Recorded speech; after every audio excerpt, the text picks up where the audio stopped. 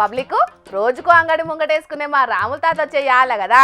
మరి పెద్ద మనిషి ఏం చేస్తున్నాడో ఏమో ఆడుచుకుందాం పాండ్రి. ఓ తాత ఏం చేస్తున్నావే? అరే లస్కులు, మనం డౌట్ ఎక్కిలమా సురేందర్? మనం చాలా తెలివైన వాళ్ళం. ఉన్నది లేనట్టుగా లేనిది ఉన్నట్టుగా ఊహించుకొని అసలు నిజాలను బయటపట్టే తెలివి కల్లోలం అన్నట్టు. ఈ దునియా మీద మన డౌట్ ఎక్కిలకు మస్తు డిమాండ్ ఉంటుంది. కాబట్టి మనం ఈ విషయాలను ఇప్పుడు చాలా మనం చర్చించి మనం ఆ నిజాలను బయటికి రాబట్టాలి. సరేనా? రాసుకో రాసుకో, నేను చెప్పింది నువ్వు రాసుకో. ఏంటి డౌట్ ఎక్టీలా అంటే ఏంటన్నట్టు? ఓహో, డిటెక్టివ్ కావచ్చు. ఆయన నువ్వు ఇవాళ ఏషం ఎందుకు కట్టిన పెద్ద మనిషి అది చెప్పు. చెప్పుతా, నువ్వు అడిగింది చెప్పుతా, ఇగో వీడు అడిగింది కూడా చెప్పుతా. కానీ ఏ నుంచి మొదలు పెట్టాలనేది అర్థమవుతలేదు సురేందర్. నువ్వు ఎక్కడి నుంచి మొదలు పెట్టాలి అనేది నేను చెప్తా, కానీ ఇంతకు అన్న నిన్ను ఏమని అడిగిండు అనేది అది చెప్పు.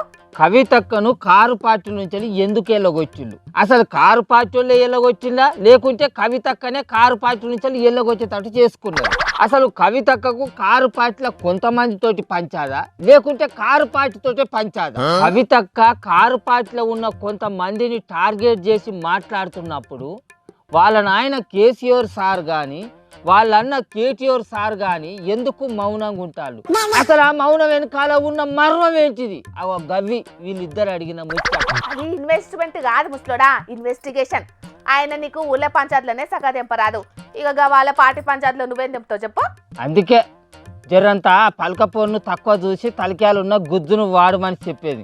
ఆయన నీకు ఇవన్నీ ముచ్చట్లు అర్థం కావని. అరే చిన్న, ఇప్పుడు ముందుగా మనం ఏం చేద్దామంటే కవితక్క మాట్లాడిన ఒక్కొక్క ముచ్చట్ను ఇనుకుంటా ఇన్వెస్ట్మెంట్ చేద్దాం. సరేనా? నెంబర్ 1 ముచ్చట. నేను గతంలో ఉన్న పార్టీలో ఒక గుంటనక్క గారు ఉంటారు, వారిని మీరు అందరూ హరీష్ రావు గారిని పిలుచుకుంటారు. ఆ గుంటనక్క గారి వ్యవహారం చూస్తే నాకు ఏమనిపించింది అంటే ఈ తోక కుక్క నొప్పే పరిస్థితి వచ్చింది అనిపించింది నాకు.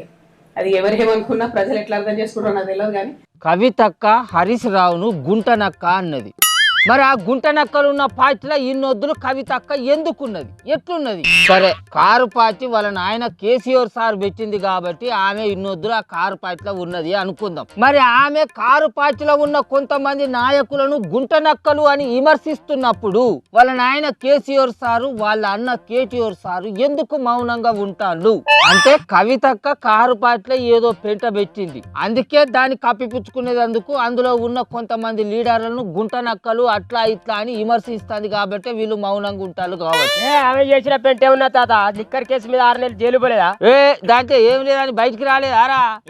6 నెలలు జైలలేదా? జైలు ఉన్నప్పుడు పార్టీ పరువు పోలేదా? వామ్మో, మీ ఇన్వెస్టిగేషన్ పోలీసు వాళ్ళ కంటే ఎక్కువనే ఉన్నదేమే. ఇంకా చెప్పుండ్రి, ఏమేం చెప్తారో మేము కూడా వింటాం. ఎడిటర్ పిల్లగా కవితక్కది ఇంకో ముచ్చట బయట టీఆర్ఎస్ నుండి బీఆర్ఎస్గా మారుస్తామనేటటువంటి ఒక కీలకమైన నిర్ణయం తీసుకోవడం జరిగింది అధ్యక్ష. ఆనాడు కూడా ఆ మీటింగ్ నేను అటెండ్ అవ్వలేదు అధ్యక్ష. నేను ఒప్పుకోలేదు, ఈ పేరు మార్పుకు ఒప్పుకోలేదు, నేషనల్ పాలిటిక్స్లోకి వెళ్ళడం కూడా నేను ఒప్పుకోలేదు అధ్యక్ష. అంటే ఒక మాట అధ్యక్ష, ఇట్లాంటి హౌస్లో చెప్పొచ్చో లేదో కానీ తెలంగాణలో ఏం పీక్ కట్టలు కట్టినామని నేషనల్కి పోయి చేస్తాం అధ్యక్ష. మనం ఎన్ని పనులు మిగిలినాయి అధ్యక్ష తెలంగాణలో చేయాల్సినవి? Note this point. ఆనాడు టీఆర్ఎస్ పార్టీని బీఆర్ఎస్ పార్టీగా మార్చేటప్పుడు వాళ్ళ నాయన కేసీఆర్ సారుకు నుదుటన తిలకం దిద్ది మెడల కండు వేసింది ఈ కవితక్క. మరి ఆనాడు అట్లా చేసి ఇప్పుడు ఇట్లెందుకు మాట్లాడుతుంది? అది మనం తెలుసుకోవాల్సిన ముచ్చట. రాసుకో. వారే వా, ఏమన్నా పాయింట్ పట్టినవానే తాత? ఇవే ఉన్నాయా, ఇంకేమన్నా పాయింట్లు పట్టినవా? ఇంకో ముచ్చట. చేయిపాటి ఎమ్మెల్యే మల్రెడ్డి రంగారెడ్డి అనే సారు కవితక్క కాంగ్రెస్ పార్టీలో చేరినా ఆశ్చర్యపోని అవసరం లేదు అని అన్నాడట. అంటే దీని అర్థం ఏంది? కల్వకుంట్ల కవితక్క కొత్త పార్టీ పెడుతుందా, లేకుంటే కాంగ్రెస్ పార్టీలో షరీక్ అవుతుందా, లేకుంటే పువ్వు పార్టీలో షరీక్ అయ్యి వాషింగ్ పౌడర్ నిర్మా అవుతుందా? ఈ ముచ్చట కూడా మనం లోతుగా ఇన్వెస్ట్మెంట్ చేయాలి. అర్థమైందారా నీకు? రాసుకో. కాలం ఎప్పుడు ఎట్లా మారుతుందో, ఎవరిని ఏ పార్టీలో కలుపుతుందో ఎవరికి తెలిసే తాత. ఈ ముచ్చట కూడా గంతే కావచ్చు. కవితక్క మాట్లాడుతున్న మాటల వెనక మర్మం ఏంది? కవితక్క వెనక ఎవరన్నా ఉండి ఇట్లా మాట్లాడిపిస్తున్నారా, లేకుంటే కవితక్కనే ఇట్లా కావాలని మాట్లాడుతున్నదా? ఈ ముచ్చట మనం తెలుసుకోవాలి. పాయింట్ తాత ఇది. రాయ్ నువ్వు పాయింట్ లాగో రాయ్. నీ నోట్ దిస్ పాయింట్ సల్లగుండా ఇవన్నీ తెలుసుకొని నువ్వేం చేస్తావే? అసలైన ముచ్చట ఇది. మనం ఇంకా బాగా లోతుగా ఇన్వెస్ట్మెంట్ చేయాలి. కారు పార్టీ అధినేత కేసీఆర్ సారు కవితక్కల్లో నాయన.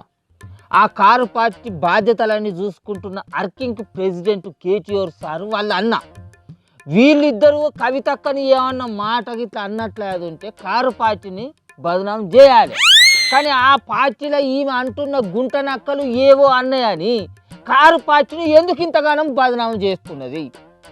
ఆమె అన్నట్టు ఏం బీకని ఆ కారు పార్టీలా ఇన్నొద్దులు ఎందుకున్నది? ఇగో ఇది ఇన్వెస్ట్మెంట్ చేయాలి, అది రాయి. ఇది అసలైన పాయింట్. కారలస్కలు నోరు మాట్లాడుతుంటే నొసలు ఎక్కిరిస్తాందటనే తాత.